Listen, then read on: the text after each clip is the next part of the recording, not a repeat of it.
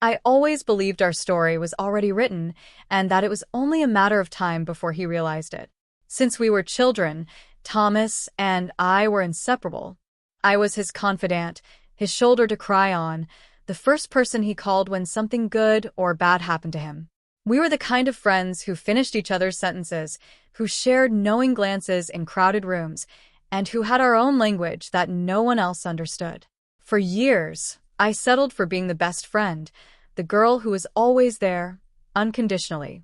But deep down, my heart harbored a stubborn hope, a quiet conviction that, eventually, he would see what everyone else already noticed, that we were made for each other. There was one night, just a few weeks before everything fell apart, when I truly thought he had finally chosen me. We had gone out for drinks. The conversation became deep, intimate, and for a fleeting moment, he looked at me differently.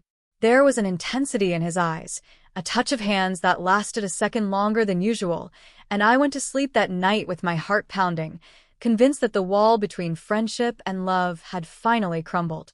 But how wrong I was. That night, the night that changed everything, I was drunk, completely alone in my apartment, illuminated only by the cold light of my phone screen. A dull, hot rage seethed beneath my skin as my eyes glued to a photo that had just been uploaded to social media.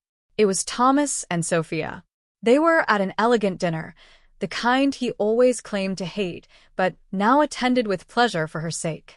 He was wearing a perfectly tailored suit, and she was wearing that wine-colored dress he always loved. They were smiling, radiant, disgustingly happy. And there it was, in the center of the image, the reason for my downfall. She was showing off her damn engagement ring. In that instant, something inside me clicked. It was a sharp, definitive sound, like a taut wire snapping after being stretched to its limit for far too long. Years of patience, of forced smiles, of suppressing my own feelings to see him happy, transformed into a corrosive poison in a matter of seconds. I didn't think about the consequences. Pain and humiliation blinded me. Acting almost on instinct, driven by a resentment I didn't know I possessed, I opened the app and created a fake Instagram account.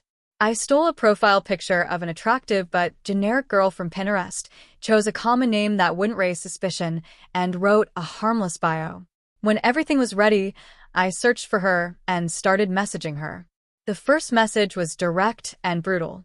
I didn't want to leave any room for interpretation. I sent her a graphic and detailed description of Thomas's body, mentioning marks, textures, and intimate details that no stranger could possibly know. I wrote to Sophia, adopting the tone of a new lover, someone who knew her fiancé in the shadows. I told her he wasn't the perfect, loyal man she thought he was.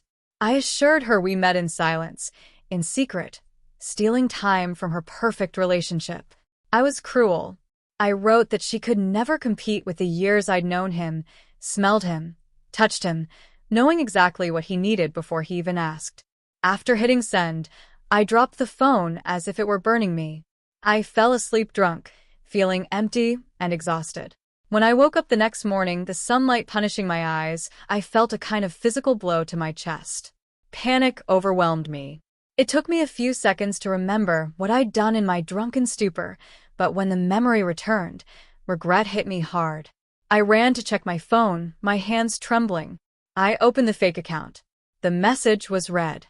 In that moment of clarity, I wanted to erase everything, delete the account, make up a story about a hack or a tasteless joke, but I didn't. I didn't because when I met with him a couple of days later to celebrate the happy news, I saw it with my own eyes. Sophia's smile was no longer the same as in the photo. Her gaze looked different, dull, evasive. There was a shadow in her eyes when she looked at Thomas, as if she were beginning to doubt every word he said, every gesture of affection. And then I knew, with a mixture of horror and twisted satisfaction, it had worked. The seed of discord had been planted and was already sprouting. Since then, I haven't been able to stop. I've continued inventing stories, yes, but fueled with fragments of truth to make them irrefutable. Small truths that only someone very close could notice. I mentioned her exact perfume, the birthmark she has hidden,